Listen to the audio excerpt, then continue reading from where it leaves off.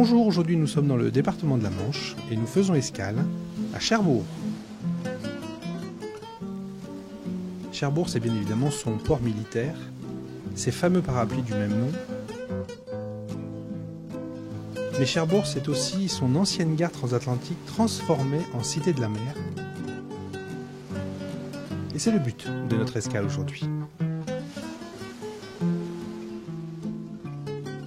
Avant de retrouver Pierre-Yves Bouy, biologiste et directeur de la cité, j'ai rencontré Stéphanie Jobert et Sandrine Aîné qui nous présentent les activités complémentaires de la cité. On les retrouve tout de suite.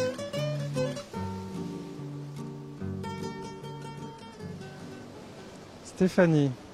Bonjour. Bonjour. Alors on est où là ? Donc nous sommes sur la mezzanine dans la nef d'accueil de la Cité de la Mer, D'accord. où on présente toutes les productions des élèves qu'ils ont réalisées dans le cadre du concours Océan. D'accord. Et c'est quoi ce concours ? C'est Alors, pour c'est- les sensibiliser à l'environnement, tout ça ? Voilà, c'est un concours qu'on organise chaque année. Cette année, on a choisi de faire un concours sur la thématique du film Océan, donc D'accord. sur la biodiversité, sur la préservation des océans. D'accord. Donc selon les niveaux, on avait demandé différentes productions aux enfants. D'accord. Et donc là je vois, alors c'est quoi ? Alors ça, c'est des productions des centres de loisirs. D'accord. Donc on leur demandait de créer un animal marin à partir de déchets ramassés dans la nature. Ah, très bien. Donc essentiellement ramassés sur la Donc, plage ils ont, de préférence. nettoyé en plus. Voilà, Ah donc ouais, en d'accord, plus, très bien. ça leur a permis de passer quelques journées sur la plage à récupérer des déchets pour ensuite en faire des différentes productions, différents animaux. D'accord. Eh bien, merci bien. C'est moi qui vous Et remercie. la prochaine session, c'est quand ? Alors chaque année, on organise le concours en général entre les vacances de février et les vacances de Pâques. D'accord, ok. Donc, Bah, bonne continuation. merci beaucoup. Au revoir. au revoir. Et nous, on continue. Ici, vous êtes dans la salle des pas perdus, qui était en fait l'ancien, vraiment le cœur de vie de la gare maritime, où sont passés des milliers d'émigrants, puisque c'était vraiment une station Cherbourg des plus fréquentées en cette période d'émigration au début du siècle dernier. Vous avez en fait aujourd'hui, toujours dans l'esprit de la gare maritime, avec cette architecture art déco, les anciennes boutiques qui composaient vraiment le cœur de vie de la gare. Aujourd'hui, ces espaces sont utilisés dans une optique événementielle. On y organise des séminaires, des conférences, des réceptions, des cocktails, des dîners assis avec des configurations complètement différentes les unes des autres. Donc vous avez entre 1000 et 2000 passagers qui font escale ici sur Cherbourg l'espace d'une journée. Ils descendent du bateau, ils passent par cette passerelle et ont également la possibilité de visiter la salle des bagages, puisque l'accès aux navettes qui leur permet de découvrir le territoire se fait ici par la salle des bagages. Et le Titanic était passé ici. Il est resté, il n'est pas venu à quai, D'accord. puisqu'à cette époque, en 1912, le port en eau profonde n'existait pas. D'accord. Ce qui fait que de par la hauteur du bateau, le Titanic est resté en fait directement dans la rade, et vous aviez ensuite des transbordeurs qui faisaient le trajet entre le bateau et ici le quai de France. Ça aurait été super, ça n'avait pu venir jusque-là. Oui, on n'a pas connu cette époque, Oui, mais oui. je dirais que ça fait rêver. Quand Ouais, même. ouais, c'est Ça incroyable. fait hein. rêver. Ouais, je suis d'accord. Donc là, vous êtes vraiment dans le cœur de l'architecture art déco qui est caractéristique de la gare maritime, qui a été inaugurée en 1933 par le président Lebrun, et qui depuis a connu plusieurs étapes tout au long de sa vie. Aujourd'hui, la Cité de la Mer leur a permis, je dirais, une seconde étape avec des bâtiments qui ont été scénographiés avec des besoins qui étaient les nôtres, mais toujours dans cet esprit de la gare maritime avec cette architecture art déco. Le sous-marin, le Redoutable, qui est revenu au pays puisqu'il a été construit aux Arsenaux qui se situent ici côté ouest de la rade. Donc il est revenu parmi nous donc en 97. Et aujourd'hui, c'est, je dirais, le produit par excellence de la Cité de la Mer. Ça attire vraiment la clientèle à la fois française et étrangère. C'est notre bébé et on aime à le montrer.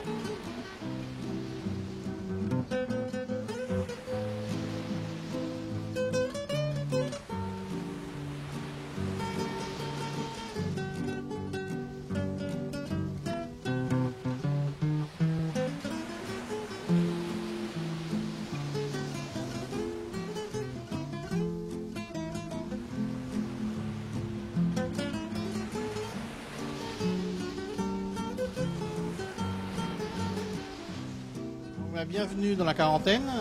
On est dans les coulisses qui nous permettent de tenir les animaux. Donc là actuellement on a Mathieu qui est en train de préparer le repas des poissons. C'est un repas adapté à chacune des espèces, puisqu'on se retrouve ici avec des animaux qui ne mangent que sur du vif, ce qui explique qu'on apporte des petits poissons qu'on élève chez nous et qu'on a les poissons qu'il leur faut après pour les capturer. Donc c'est des animaux qui iront en présentation d'ici 1 à 3 ans. Et on a en dessous, on voit l'élevage de proies qu'on prépare en permanence de façon à pouvoir toujours avoir des vis à disposition. Donc dans les travaux complémentaires qu'on pratique ici, oui, on a tout ce qui va être lié aux élevages. Donc Mathieu s'occupe de toute la partie reproduction des poissons. On a un autre collègue qui s'occupe de la partie reproduction des invertébrés. D'accord. Croissance des coraux et ainsi de suite. Et tous ces élevages nous permettent de faire des échanges avec d'autres aquariums. D'accord. Comme ça, on évite de prélever des animaux en milieu naturel. Ça nous permet de présenter des espèces au public sans prélever en milieu naturel. D'accord. Et ceux qu'on est obligé quand même d'acheter, parce que tous les animaux ne se reproduisent pas chez nous, hélas, et bien tous ceux qu'on est obligé d'acheter, on les achète en respectant certaines consignes de protection des espèces, qui vont être d'acheter des animaux qui sont de petite taille, dans une phase de vraiment juvénile post-larvaire, de façon à ne pas taper dans le potentiel de reproduction d'un milieu. Donc ça, c'est Mathieu qui se charge principalement de la recherche des fournisseurs, des contacts fournisseurs. On prend en Indonésie, on prend au Japon, on prend à Tahiti, et partout dans les zones qu'on représente dans nos bassins. D'accord. Et alors, ma question, c'était, la Cité de la Mer, c'est pas un aquarium en fait? Alors la Cité de la Mer, c'est un peu plus qu'un aquarium. C'est-à-dire que vous avez la Cité de la Mer, c'est l'aventure de l'homme sous la mer. Notre objectif, c'est de rappeler que l'océan auquel on a accédé, c'est un univers qui nous appartient à tous, ouais, et que c'est une aventure humaine permanente. C'est-à-dire que le simple fait qu'un enfant regarde la mer de la plage, ouais, ça veut dire qu'elle lui appartient. Et donc la Cité de la Mer, c'est comment l'homme a réussi à passer ce cap de rester sur la côte pour arriver d'abord sur la surface, puis aller rapidement vers les fonds et vers les grandes profondeurs. C'est cette aventure-là qu'on raconte. Et en grande profondeur, il a découvert toute une population d'habitants qui sont ceux qu'on présente ici. C'est une façon de dire aux gens, ce patrimoine-là nous appartient à tous, c'est un patrimoine de l'humanité. D'accord, c'est ça. Donc c'est pas un aquarium, c'est plus. Voilà. Très bien. Alors Pierre-Yves, on arrive où là? Je vous emmène dans une quarantaine où on fait grandir nos coraux. Alors ce ne sont pas des coraux qui ont été tous prélevés au milieu naturel. On fait des échanges avec d'autres aquariums. On en récupère quelques-uns de milieu naturel, mais qui proviennent toujours de fournisseurs dont on est garant d'un respect de l'environnement. C'est-à-dire que ce ne sont pas des gens qui viennent piller pour un profit immédiat. Ce sont des gens qui travaillent sous contrôle des douanes et des services vétérinaires une fois arrivés en France pour fournir des souches qui ne sont pas prélevées dans les zones interdites. La plupart de nos coraux proviennent, eux, par contre, de tout ce qui va être élevage dans d'autres aquariums. Nous, ici, à la Cité de la Mer, on fait de la reproduction de méduses, de ptérapogons, qu'on échange avec d'autres aquariums. On a fait aussi pendant un temps des hippocampes. Et en contrepartie, ils nous donnent des boutures de corail. Ce qui nous permet de ne pas toucher à l'environnement et de présenter au public cette faune qui nous appartient à tous. C'est un patrimoine mondial. Et ce qu'on essaie de faire, nous, dans notre parcours de visite, c'est qu'en gros, on a 5 secondes pour vous séduire. J'ai 5 secondes pour vous faire tomber dans le bassin.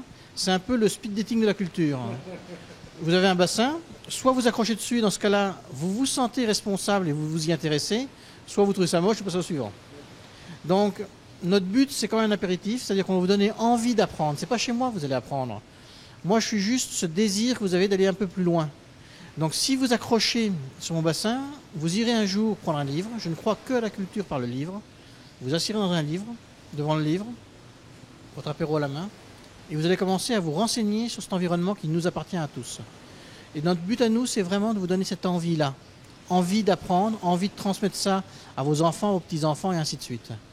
C'est pour ça que le bassin doit être conçu pour vous faire tomber dedans en quelques secondes. On est au fond de l'eau, là. Ben, si vous regardez, vous avez pris une teinte verte qui vous va très bien, ça fait un peu zombie. En fin de compte, ce qui est intéressant ici, c'est que les gens se retrouvent au fond des océans. Leur coloration a changé, comme si vous étiez vraiment en plongée. Si vous regardez les couleurs, moi j'ai du bleu, le bleu n'a pas changé. En fin de compte, ce qu'on a perdu, c'est le rouge. Parce que si on arrive ici, on peut commencer à comprendre l'eau. Si on veut comprendre l'océan, on ne peut pas être un terrestre qui comprend l'océan. Il faut comprendre que tout change. On vole, puisqu'on nage, c'est la 3D. Et en plus, les couleurs ne sont plus à interpréter de la même façon qu'à l'air. Si vous êtes rouge, on va se dire, attends, c'est un truc qui signifie danger ou très repérable. Non. Si on est rouge, mais qu'on vit en profondeur, on va perdre la couleur rouge, devenir brun. Ça veut dire qu'on est camouflé. Donc rien qu'en regardant les poissons, on arrive à comprendre que c'est un autre univers, un autre monde, qu'on doit appréhender avec un regard vraiment de poisson et pas avec un regard humain. Nous, on est soumis à la gravité, eux, ils ne le sont pas. Nous, on est soumis à la pression, eux, ils ne le sont pas de la même façon. C'est les changements chimiques de l'eau qui ont plus d'importance que la pression elle-même. Et nous, on est dans un éclairage et dans une luminosité particulière qui donne des couleurs spéciales. Eux, ils sont dans une interprétation de la gamme de couleurs totalement différente. Quand on comprend ça, on peut commencer à rentrer sous l'eau. C'est pour ça que la Cité de la Mer vous parle de l'aventure de l'homme sous la mer. C'est pas une aventure uniquement biologique, organique. Ça, c'est mon boulot à moi, c'est de présenter l'organique et l'environnement. Mais avant tout, ces choses-là n'existent que parce que l'homme s'y intéresse. S'il n'y avait pas d'homme, on ne parlerait pas d'environnement. Et ce qui nous intéresse ici à la Cité de la Mer, c'est de vous raconter que tout le monde peut être acteur. Cet environnement-là, il nous appartient à tous et tout le monde peut descendre sous l'eau. Vous êtes électricien, vous avez participé forcément à la construction d'un sous-marin. Vous êtes ferronnier, vous avez participé forcément à la construction d'un vaisseau ou d'un sous-marin. Vous êtes biologiste, vous avez participé à l'exploration sous-marine d'une autre façon. Vous êtes géologue, vous avez participé aussi. Tout le monde peut s'y retrouver. Et ce qui m'intéresse le plus, c'est de me dire que s'il y a des enfants qui viennent ici, ils peuvent se projeter en disant « moi aussi, j'ai envie de faire un métier comme ça ». Et quelle que soit sa spécialisation, parce qu'on peut être mauvais en bio, mais très bon dans d'autres domaines, l'océan, on peut y aller. L'océan, c'est un univers encore d'aventure. On n'en connaît que des toutes petites zones. Aujourd'hui, on commence à avoir des rapports qui proviennent donc de grands chercheurs qui sont regroupés au Census of Marine Life et qui nous ont permis de découvrir 230 000 espèces de poissons. On pense qu'on n'a même pas découvert la moitié des espèces. C'est plutôt rassurant alors. Ben pour les jeunes, oui, ça veut dire qu'ils vont avoir l'occasion de découvrir d'autres espèces. Il y a encore tout un terrain d'aventure. C'est un des derniers grands territoires d'aventure de proximité qu'on a. Et ça, c'est génial. Donc les océans vont pas si mal que ça alors. Les océans peuvent aller bien. Ça dépend de ce qu'on en fait. Les océans, il y a des endroits où ils vont très mal, il y a des endroits où ils sont encore bien. C'est à nous de choisir l'orientation qu'on donne. C'est ça aussi qui est important de dire, en disant que les jeunes peuvent devenir acteurs. C'est dans le sens le plus littéral du terme. Vous pouvez choisir votre avenir et de l'avenir de ceux qui vous entourent. Et là-dedans, on a un peu de tout. C'est-à-dire que vous avez des endroits où il n'y a aucun problème environnemental, mais il y a beaucoup d'endroits où notre impact est quand même marqué.